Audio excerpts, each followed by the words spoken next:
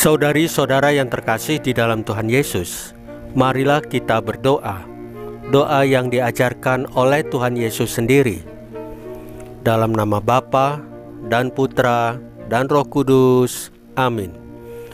Bapa kami yang ada di surga, dimuliakanlah namamu. Datanglah kerajaan-Mu, dan jadilah kehendak-Mu di atas bumi seperti di dalam surga. Berilah kami rejeki pada hari ini, dan ampunilah kesalahan kami, seperti kami pun mengampuni yang bersalah kepada kami. Dan janganlah masukkan kami ke dalam pencobaan, tetapi bebaskanlah kami dari yang jahat. Ya Roh Kudus, hadirlah saat ini untuk memimpin dan membimbing kami dalam membaca firman Tuhan Yesus dan merenungkannya, sehingga kami dapat mengerti maknanya dan dapat kami laksanakan dalam hidup kami sehari-hari di tengah masyarakat kami. Pembacaan Injil Lukas bab 2 ayat 41 sampai dengan ayat 52. Berhati emas. Tiap-tiap tahun pada hari raya Paskah, orang tua Yesus pergi ke Yerusalem. Ketika Yesus telah berumur 12 tahun, pergilah mereka ke Yerusalem, seperti yang lazim pada hari raya itu. Sehabis hari raya perayaan itu, ketika mereka berjalan pulang, tinggallah Yesus di Yerusalem tanpa diketahui orang tuanya, karena mereka menyangka bahwa ia ada di antara orang-orang seperjalanan mereka. Berjalanlah mereka sehari perjalanan jauhnya, lalu mencari dia di antara kaum keluarga dan kenalan mereka. Karena mereka tidak menemukan dia, kembalilah mereka ke Yerusalem sambil terus mencari dia. Sesudah 3 hari mereka menemukan dia dalam bait Allah.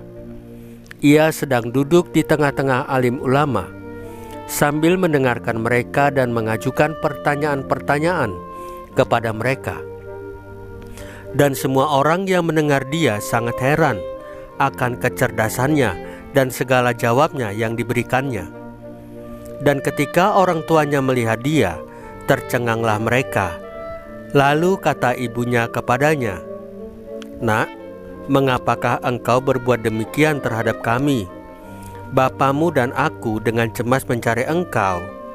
Jawabnya kepada mereka, "Mengapa kamu mencari aku? Tidakkah kamu tahu bahwa aku harus berada di dalam rumah Bapakku?" Tetapi mereka tidak mengerti apa yang dikatakannya kepada mereka. Lalu ia pulang bersama-sama mereka ke Nazaret, dan ia tetap hidup dalam asuhan mereka. Dan ibunya menyimpan semua perkara itu di dalam hatinya. Demikianlah sabda Tuhan. Terpujilah Kristus. Saudari-saudara yang terkasih di dalam Tuhan Yesus, Santa Perawan Maria adalah wanita yang berhati emas. Dia tidak berpusat pada kepentingan diri, tetapi pada kehendak Allah. Itulah yang menyebabkan Santa Perawan Maria bersedia menjadi Bunda Immanuel, walaupun belum bersuami. Hari ini, sepulang dari ziarah di Yerusalem, Maria dan Yusuf panik karena kehilangan Yesus. Setelah 3 hari mencarinya, Maria tidak marah-marah pada Yesus. Amarah akan meledak bila yang dipikirkan hanya kelelahannya sendiri dalam mencari-cari Yesus. Tetapi yang dipikirkan oleh Maria ialah nasib Yesus. Demikian pula ketika Maria tidak dapat memahami jawaban Yesus, Maria tidak kesal, tetapi menyimpan semua perkara itu dalam hatinya. Orang yang berhati emas tidak berpusat pada apa yang memuaskan dirinya, tetapi pada apa yang terbaik bagi sesama dan yang berkenan pada Allah.